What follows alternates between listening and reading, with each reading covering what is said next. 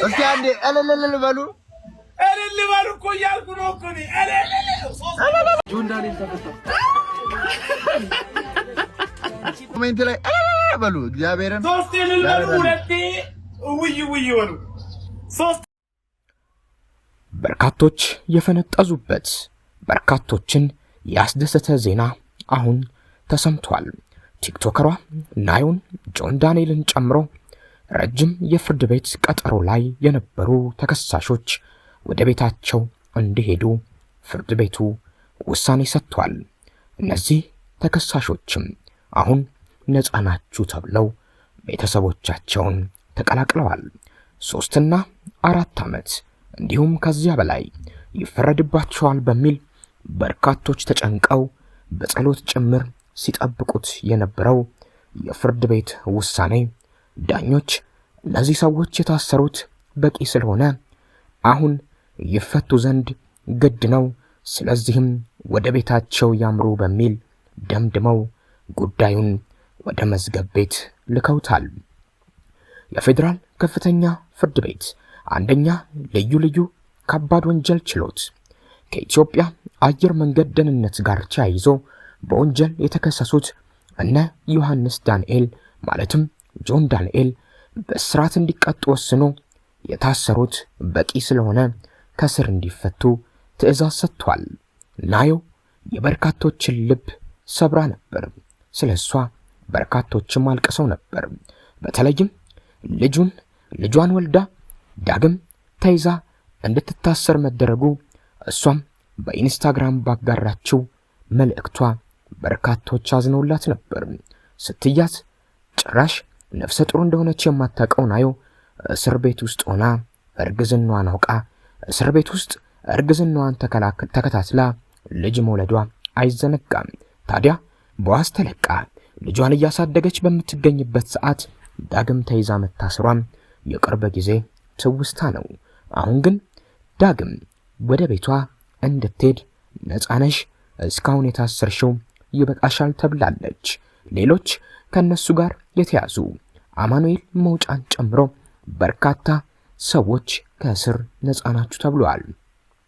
የፍትህ ሚኒስቴር የተደራጁና ድንበር ተሻጋሪ ጉዳዮች አቃቤ ሕግ በእነ ዮሐንስ ዳንኤል፣ ጆን ዳንኤል፣ አማኑኤል መውጫ፣ ናትናኤል ወንድወሰን፣ ኤልያስ ድሪባና የድድያ ነፃነት ላይ በነሐሴ 16 ቀን 2016 ዓ.ም ከምሽቱ በግምት 3 ሰዓት ከ30 ላይ ከአዲስ አበባ ከተማ ወደ መቀለ ከተማ ለመጓዝ አውሮፕላኑ ለበረራ ዝግጁ ቢሆንም የአየር ሁኔታ ለበረራ አደጋች በመሆኑ በረራው ቢደረግ የሚያደርሰውን ከባድ አደጋ ለመከላከል ጉዞ ተሰርዞ መንገደኞች ከአውሮፕላኑ እንዲወርዱ ሲነገራቸው በረራውን በግድ መደረግ አለበት፣ ያለበለዚያ በፍጹም አንወርድም በማለት ቀሪ ተሳፋሪዎችም እንዳይወርዱ በመከልከል አሳድመዋል በሚል በዝርዝር ጠቅሶ ክስ አቅርቦባቸው ነበር።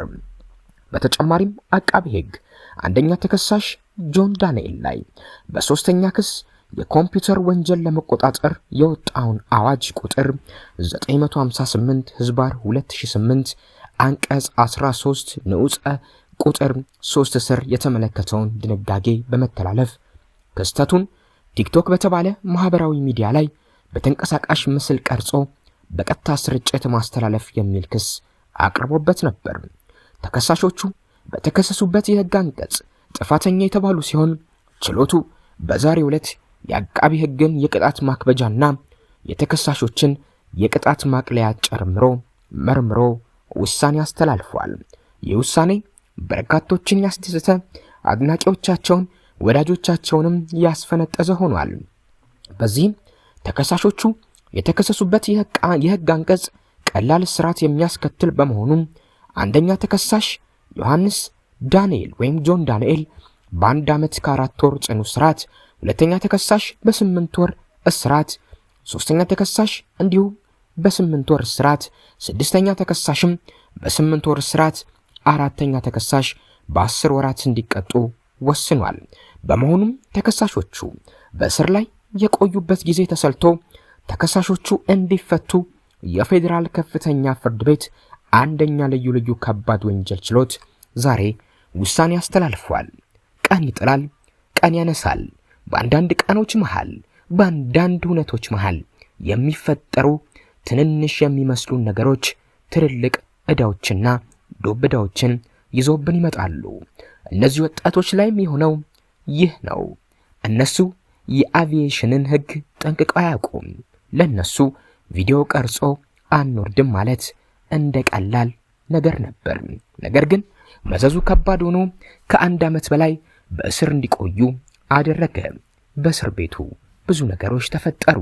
ስልክ ተያዘባቸው ሲባል፣ እንዲያደረጉ እንዲሆኑ ሲባል ብዙ ተባለ። በርካቶች አይፈቱ እንዲሁም ማስተማሪያ ይሆኑ ሲሉ ጥያቄያቸውን በተለያዩ ማህበራዊ ሚዲያዎች ላይ አንጸባረቁ።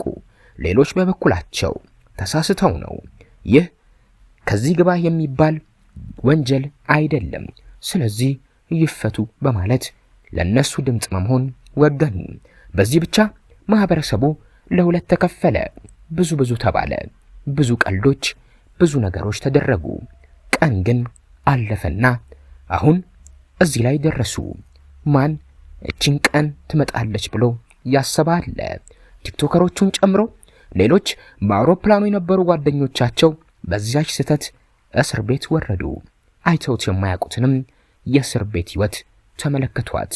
ይህም ለበጎ ሊሆን ይችላል አሉ። በእስር ቤት ውስጥ እጅግ በርካቶችን አንጀት የበላው ጉዳይ የናዮ ነበር። ናዮ ስትገባ መልከ መልካም፣ በውበቷ ብዙ ሰዎች የሚደመሙባት ወጣት እንስት ነበረች።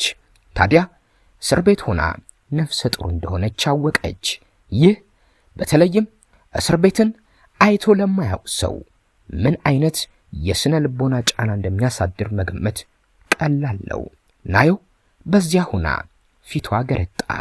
እሷ ናት ወይ ተባለ። እጅግ ከሰውነት ጎዳና የወጣች መሰለች። እርግዝናው መጣ።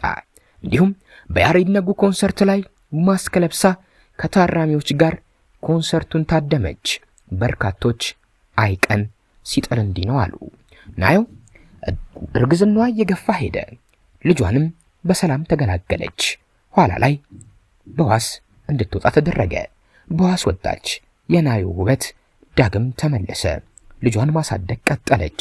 ታዲያ በመሃል በአንድ ያልታሰበ ቀን ናዮ ዳግም ወደ ፍርድ ቤት ትመጫለሽ፣ ወደ እስር ቤትም መመለስ አለብሽ ተባለች ከቀናት በፊት። እሷም ይህንን በጸጋ ተቀብላ በማህበራዊ ትስስር ገጾቿ ለበጎ ነው በማለት መልእክት አስተላለፈች።